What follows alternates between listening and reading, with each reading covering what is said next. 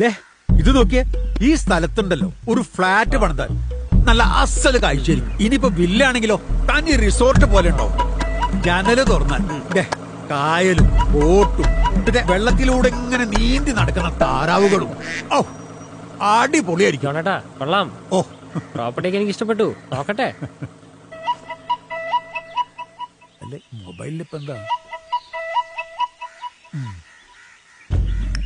എന്ത് പറ്റി? കാശിന് വേണമെങ്കിൽ സാവകാശാവാം. എടോ ജോണേട്ടാ, ഇത് CR മേഖലയാണല്ലേ? ഇവിടെയാണ് എന്നിട്ട് വില്ലയും ഫ്ലാറ്റും ഒക്കെ നിർമ്മിക്കാൻ പോകുന്നത്? ചേട്ടാ ഇതൊക്കെ ഇപ്പൊ മൊബൈലിലും കാണുമോ?